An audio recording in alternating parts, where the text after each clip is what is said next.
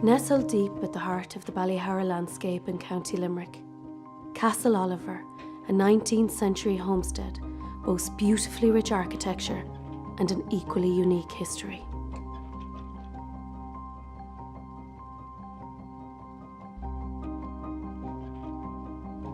To talk about the castle, one must also reflect on its original owners, the Oliver Gascoigne sisters. Elizabeth and Mary Isabella inherited the estates and collieries of their father upon his passing in April 1843. Having lived all their lives in Yorkshire, and as the only surviving members of the Oliver Gascoignes, the sisters began a philanthropic journey in rebuilding their estates, one of which was to be the Clonardfoy estate in Ardpatrick, County Limerick. After a brief visit in 1844, it is thought Elizabeth and Mary Isabella sought to build a new castle after seeing the neglect and ruin of both the older castle and the surrounding estate. The sisters commissioned an architect, George Fowler Jones, for the build of Castle Oliver, after he previously designed almshouses and a children's school on the Gascoigne, Lothian and Parlington estates. The Gothic style of architecture was making a resurgence at that time, and the form and design of the castle is seen to be inherently part of this Romanticism movement, and certainly that of the baronial style. Drawing on features of medieval castles, Castle Oliver has crow-stepped gables, crenellated battlements, turrets and arrow-slit windows, with a large decorative porte-cochere to the side. These overall design decisions create a startling effect within the castle, creating dynamic shadows throughout its exterior contours, truly making its mark, but also paying homage to an era long gone by. One of the most striking elements of the castle lies in its beautifully rich red sandstone brickwork. Cut and dressed from a quarry in the estate near Kilfinnan, it is still unclear if it was a practical or an aesthetic choice to use the vibrant material. That being said, most of the other materials were also sourced locally.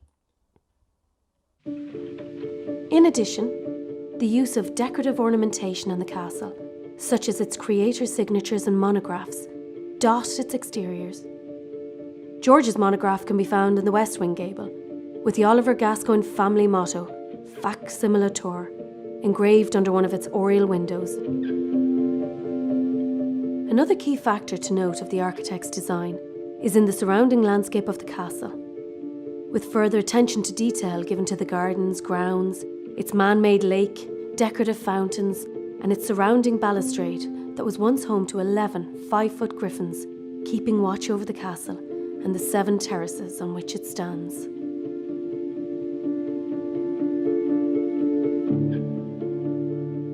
The castle itself is split up into 13 large sections that culminate to a sizable 110 rooms.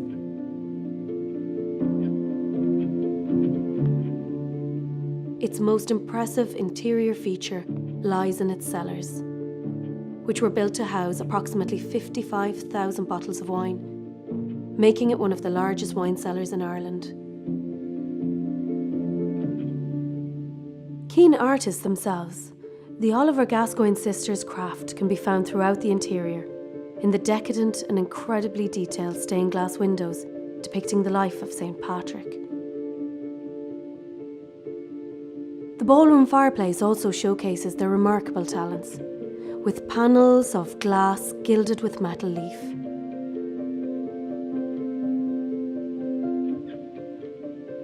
It is believed that the castle took over 10 years to fully complete, leaving ample time for the interior to fully dry out and to finish the decor in its entirety.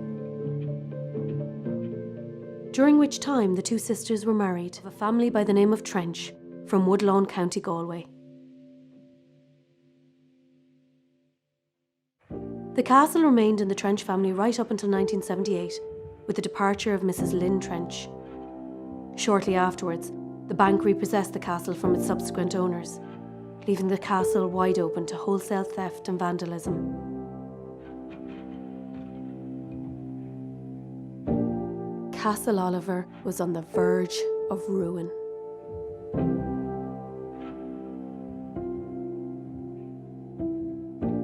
All was not lost, however.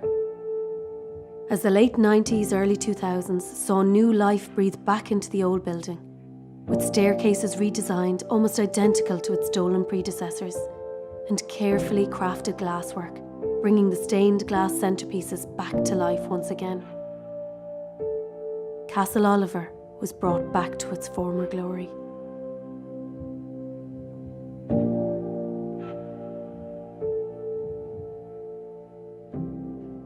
Now resting only on 15 acres, 1,000 of the original estate size, Castle Oliver still stands as a monument of beauty, but more so, as history has shown us, a monument of persistence and preservation.